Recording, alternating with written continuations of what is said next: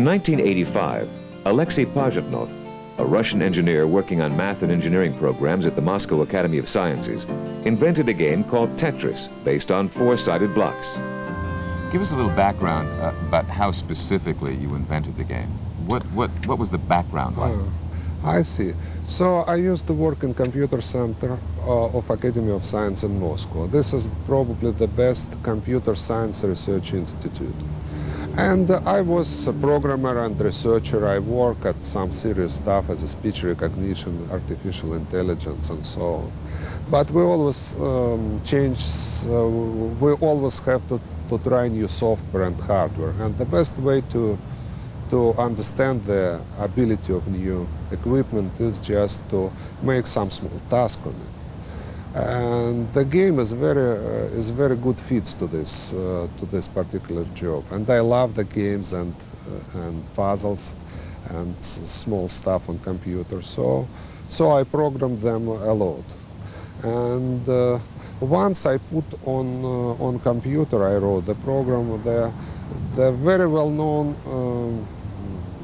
traditional puzzle called Pentominoes. It is in a store right now, in each puzzle store, I think. So I made a game. Made a game out of this puzzle and tried to program it. And when I do it, the idea of good real-time game came to me.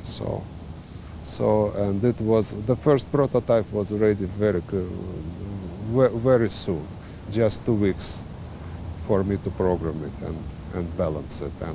And the version which is recently on the market was ready, basically, I mean, conceptually. How did you get the name Tetris? So I repeat this puzzle called Pentomino. Pento is 5 in Greece.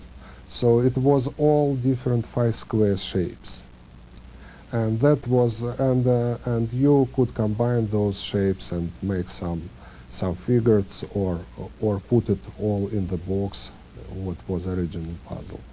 And because it is 12 different shapes of 5 square, and this is too much for real-time game, I just reduce it to 4. So I have 7 shapes of 4 square, and tetra is 4 in Greece. What happened once the game was produced? It sort of took Moscow by storm. Explain what happened and how the popularity took place. Yeah. So when this first version was ready, I showed it to my colleagues, and I stopped the work of all our lab for maybe 2 weeks. Everybody, even people who hate the game and never play any games, they couldn't stop to play. And that's why I understand that the game is not bad, and I should try to give it to more people. And I convert this game with help of my friend. His name Vadim Gerasimov. He was the first programmer of this game of Tetris on IBM PC. So we convert my program from old Russian computer to IBM PC. And as soon as this version was ready, we just start to give it to our friends. But we have no market, software market in Russia that time. Now it started to be established. But at that time, it was the only way to distribute software was unauthorized copying. And this game go through Moscow like a wildfire. And in 2 weeks, I could see this game everywhere. So in each place we came, and it was IBM PC, the Tetris blocks falling down. In maybe 3 or 4 weeks after that, it was in other Eastern European countries as well, Hungary, Poland, and all the other countries. And somewhere there, I don't remember, probably it was in Hungary, in Budapest, one of English businessmen saw the game and decided to license it. So he addressed it to our computer center, and after maybe 3 or 4 years, the deal was done. At that time in Moscow, were you able to participate in the profits from the first Tetris game? Unfortunately, no.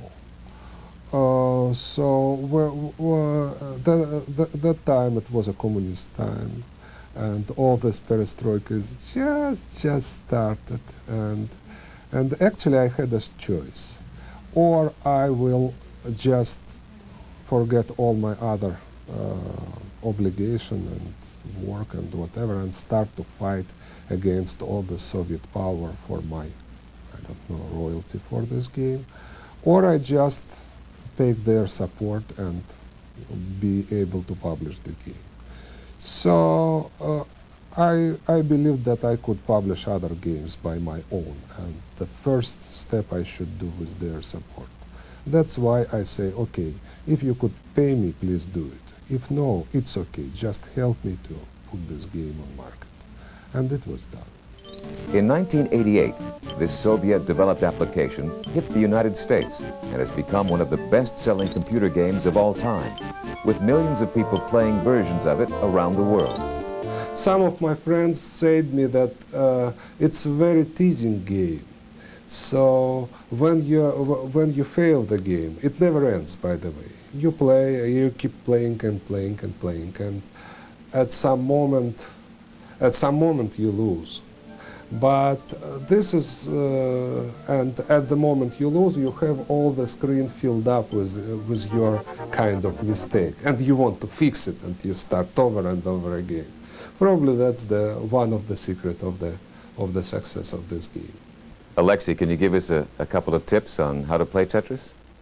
Oh, it's really hard. Actually, the tip number one is, in this game, it is no tips. Just keep playing and enjoy the game. So it's no hidden secret in game. You know, it really depends on personality. Everybody invent or find their own style, and that is the right way to play Tetris.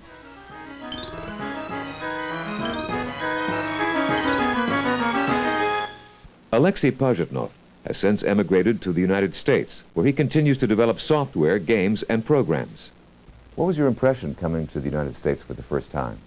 I was invited to Consumer Electronics Show to Las Vegas, and practically the first city I've seen in the United States was Las Vegas.